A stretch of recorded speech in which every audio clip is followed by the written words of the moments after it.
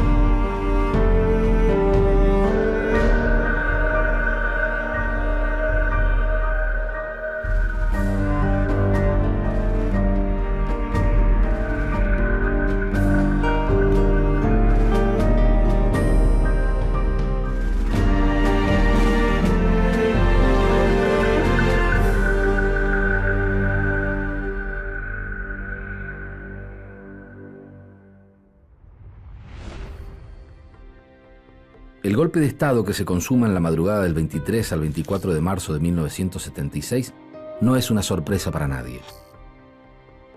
El helicóptero en el que María Estela Martínez de Perón se retira a su residencia de Olivos es interceptado a medianoche. La presidenta es conducida en calidad de detenida a una casa particular en la provincia del Neuquén. Las Fuerzas Armadas ocupan el edificio de la Casa Rosada, el Congreso, las radios y emisoras de televisión y las centrales sindicales. El golpe de Estado se planificó con anticipación. Ya desde 1973, el llamado Grupo Ascuénaga, liderado por el abogado conservador Jaime Perró, organizaba encuentros con militares, banqueros, empresarios industriales y agropecuarios, intelectuales y profesionales. Fue la primera ocasión en que militares, conservadores y liberales coincidían en el diagnóstico y la terapia para el país. Había que cambiar de raíz los patrones del funcionamiento social, laboral y político de la sociedad argentina. Durante los años siguientes, se acentuó el clima de conflictividad política y social, la violencia creciente de grupos revolucionarios armados y paramilitares y la crisis económica. La muerte de Juan Domingo Perón, el 1 de julio de 1974, aceleró todas esas tensiones. El gobierno de su viuda, María Estela Martínez, se mostraba incapaz de conducir políticamente la situación. Desde septiembre y octubre de 1975 se realizaban reuniones entre las cúpulas militares y los sectores empresarios liderados por José Alfredo Martínez de Oz.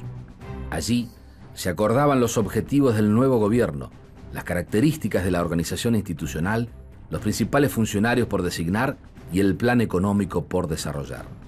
En los meses siguientes se preparó un clima de caos y desgobierno que contribuyó a legitimar el llamado a los militares para restaurar el orden.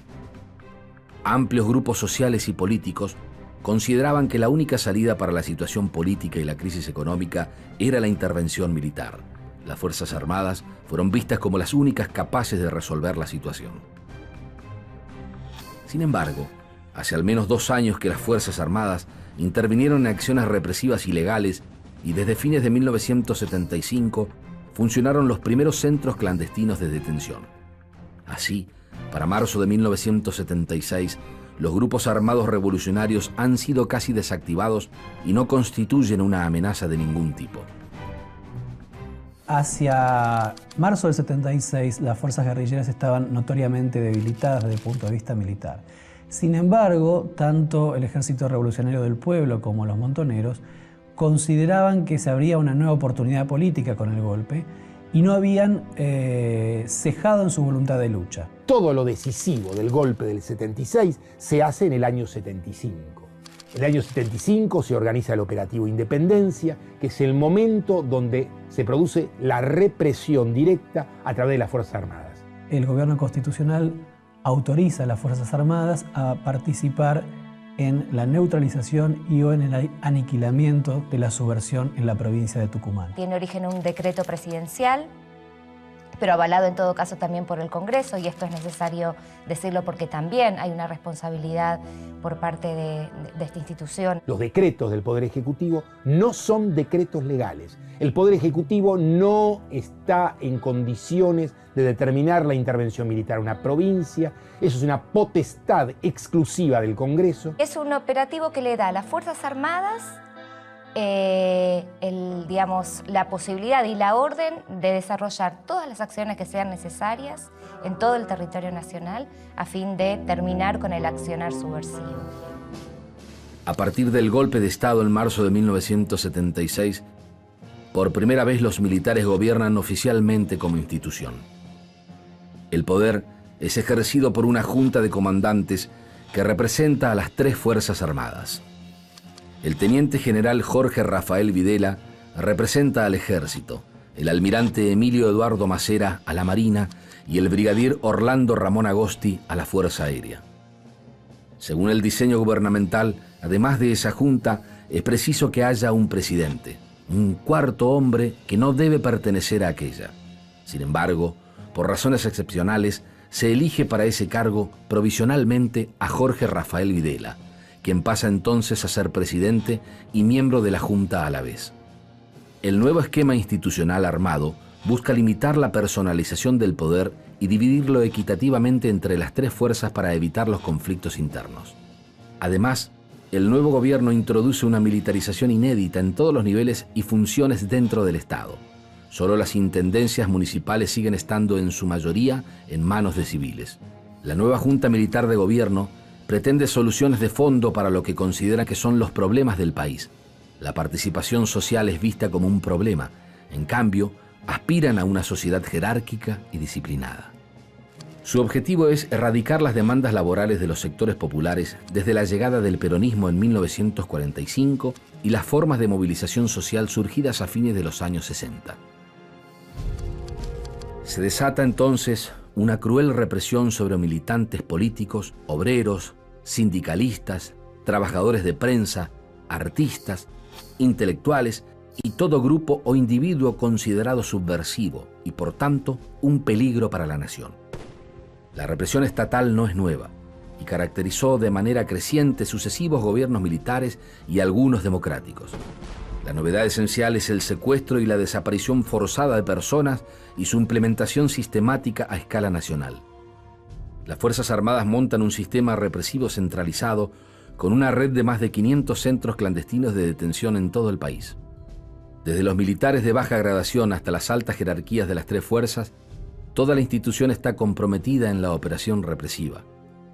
Una de las formas de eliminar los cuerpos de los detenidos son los llamados vuelos de la muerte. Las víctimas son arrojadas vivas al mar, dopadas con pentotal. Otro método de aniquilación es enterrarlos como NN en fosas comunes. El régimen militar comete además otro delito extremo, la apropiación ilegal de menores por la sustracción de los bebés nacidos durante el cautiverio de sus madres o robados en el momento del secuestro de sus padres. Según estos militares, esta es la forma de reescribir la historia e identidad de esos niños.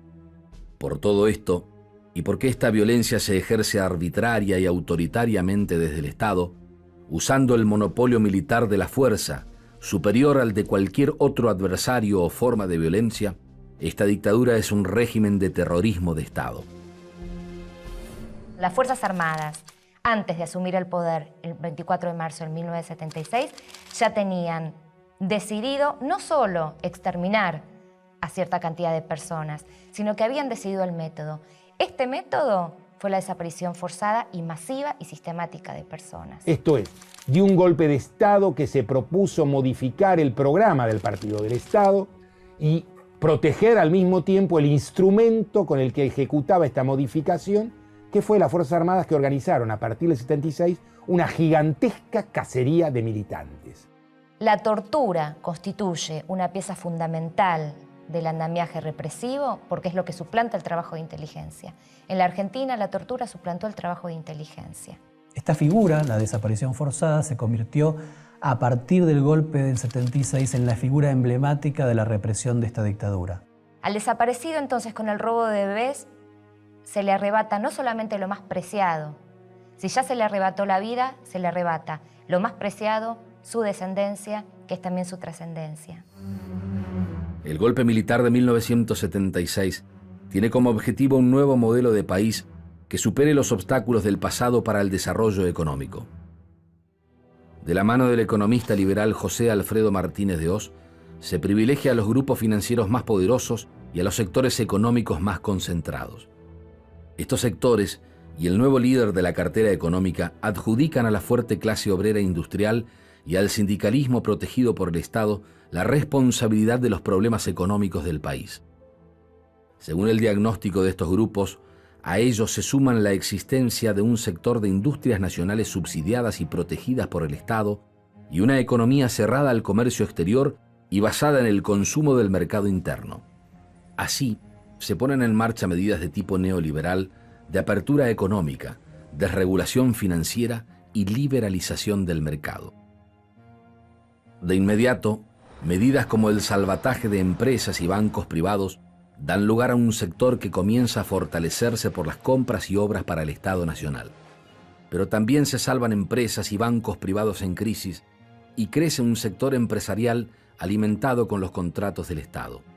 Con esta fórmula heterodoxa, la política económica del régimen militar busca destruir las bases del modelo que funcionó desde 1945. Desde mediados del siglo XX, el país contó con una industria esencialmente nacional que producía bienes y servicios para el mercado de consumo interno y tendía a sustituir las importaciones. Con la apertura al mercado internacional y la desindustrialización, muchas empresas quiebran y surgen otras más poderosas, ligadas al mercado financiero. De esta manera, el poder económico se concentra en un pequeño grupo de grandes empresas nacionales y extranjeras. Los trabajadores industriales son afectados por la caída del salario, la pérdida del empleo, pero también por la represión directa. El objetivo es desarticular las formas de organización y acción colectiva, destruir sindicatos y comisiones internas en las fábricas, aislando a los trabajadores. De esta manera, tanto en lo económico como en lo político, la dictadura disciplina duramente a buena parte de la sociedad argentina. El plan económico que el ministro de Economía Martínez de Hoz anuncia el 2 de abril del 76, como él señala en su discurso, se propone dar vuelta a la página de la historia argentina. El modelo económico implementado por la dictadura, caracterizado por la entrada masiva de productos importados, la desindustrialización, la preeminencia del capital especulativo financiero, cuyas consecuencias fueron, por un lado, la desocupación y, en consecuencia, la pobreza, va a empezar a hacer crisis a partir de 1979 y, sobre todo, a partir del 1981. El brutal sistema de represión clandestina comienza a generar reacciones internas y externas a medida que crecen los reclamos en oficinas públicas, juzgados, ministerios y comisarías. Si bien, al comienzo, estos reclamos por presos políticos o desaparecidos son individuales, muchos familiares comienzan a encontrarse con otros en situaciones similares y, a pesar del miedo, empiezan a organizarse. El 30 de abril de 1977, un grupo de mujeres decide reunirse en la Plaza de Mayo frente a la Casa Rosada. Reclaman por sus hijos desaparecidos. Para evitar quedar separadas, ya que pueden ser detenidas por realizar reuniones públicas, las mujeres comienzan a caminar alrededor de la Pirámide de Mayo. Estas movilizaciones y las denuncias de organizaciones de derechos humanos en el exterior se convierten en una auténtica amenaza para los militares en el poder, quienes recurren a diversas estrategias. El capitán de fragata Alfredo Astiz se infiltra como supuesta víctima en el grupo de familiares, que por entonces se reúne en forma secreta en la iglesia de la Santa Cruz del barrio porteño de San Cristóbal.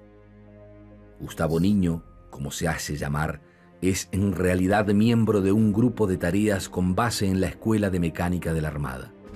El 8 de diciembre de 1977, en una de esas reuniones, son detenidos algunos familiares, 2 madres de Plaza de Mayo y una religiosa francesa.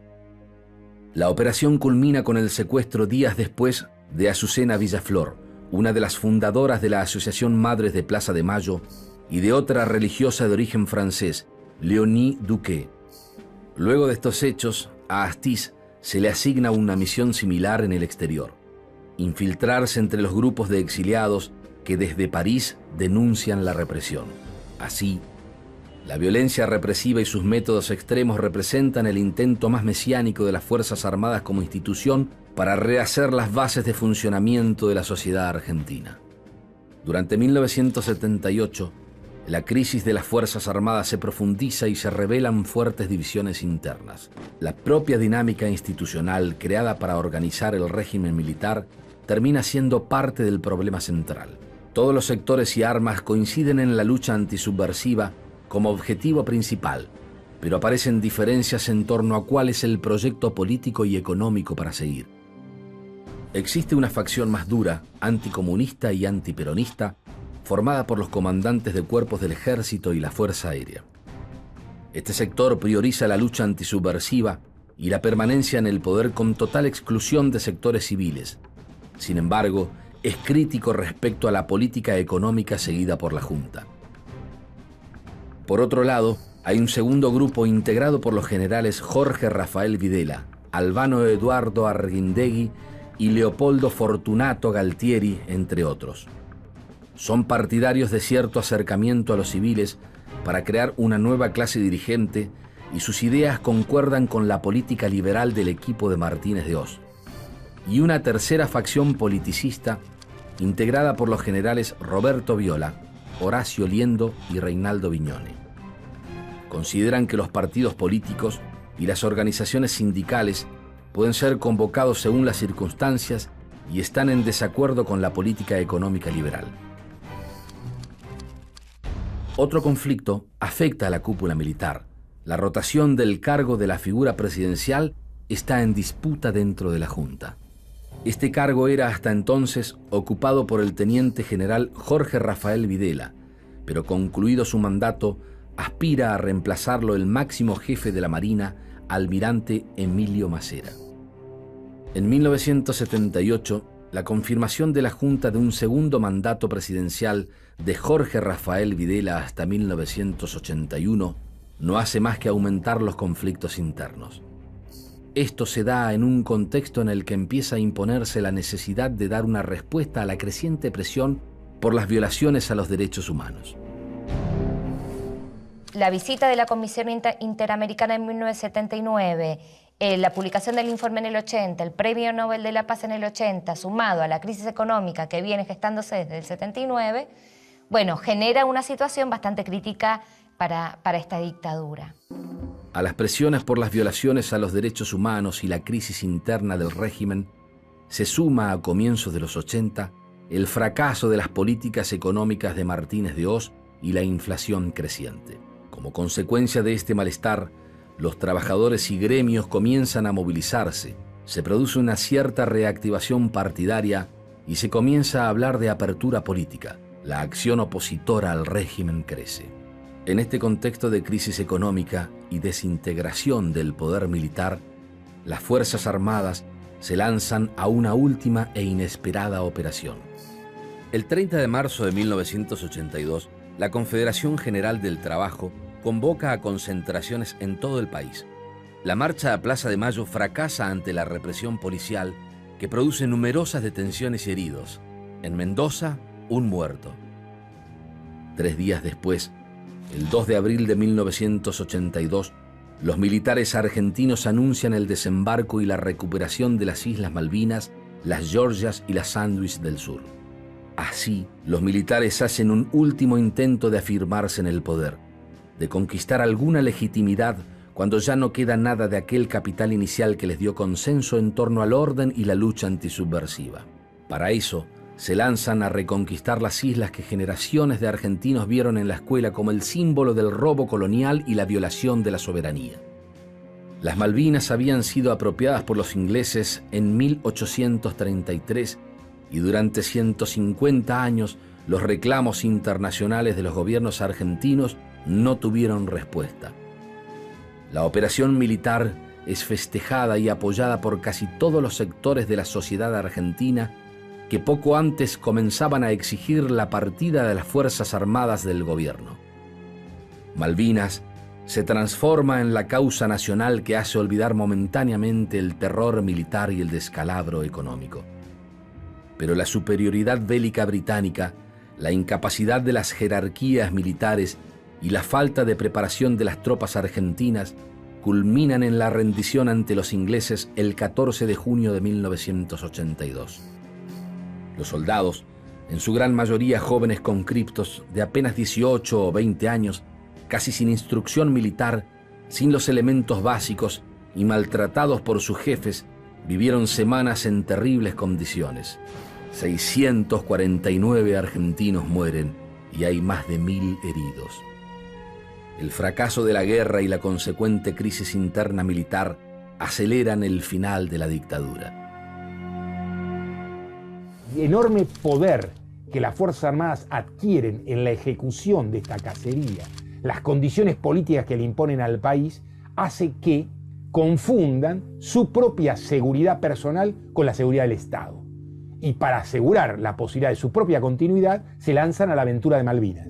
Echando mano a lo que es un sentimiento nacional muy extendido en la Argentina, a lo que es en el imaginario colectivo argentino un ícono de la soberanía, que son las Islas Malvinas. Esto, ejecutado por la dictadura militar, generaba una contradicción que debo decir que todavía de alguna manera subsiste cada vez que se aborda el problema. Y en segundo lugar, una manipulación de la dictadura militar tendiente a generar también su progenie. Malvinas es el intento de legitimar el quedantismo militar y este intento fracasa, por cierto, y al fracasar se deshace, entra en crisis final el gobierno del 76, ya no es el gobierno de las Fuerzas Armadas, sino solamente del Ejército, tanto la Marina como la Aeronáutica se retiran y finalmente, obviamente, tiene que producirse un fenómeno de recambio político, porque si no, la caída de un gobierno de estas características, barrido por la oposición política en una lucha de calles,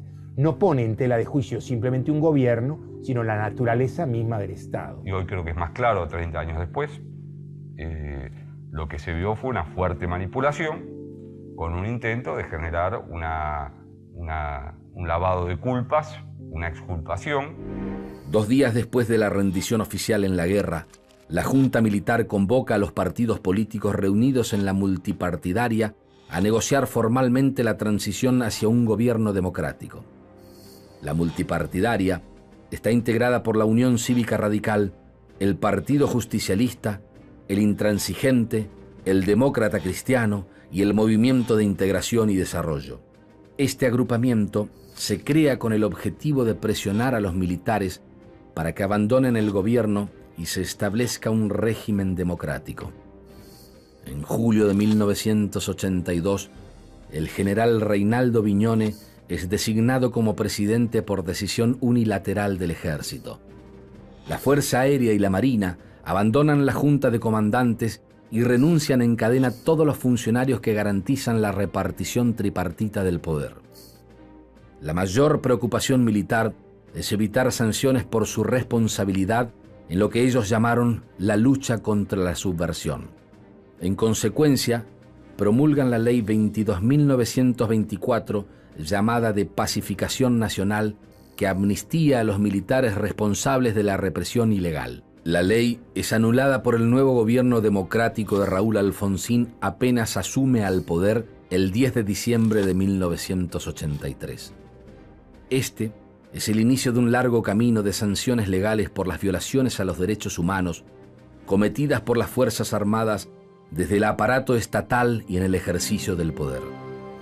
La derrota de Malvinas marca el inicio de la caída de la autonomía militar. porque el poder militar es incapaz, a partir de ese momento, de controlar la transición. Es decir, las Fuerzas Armadas no pudieron imponerle a la dirigencia política un pacto de transición y no pudieron conservar, tras el retorno de la democracia, poder en el marco institucional nuevo o restaurado. El golpe de Estado de 1976 fue el último del ciclo de intervenciones militares abierto en 1930. La última dictadura implicó una forma novedosa y extrema de intervención política de las Fuerzas Armadas, pero esas novedades fueron también la causa de su fracaso y de su gran desprestigio. En efecto, hacia el final de la dictadura, la institución atravesó la crisis más profunda de su historia.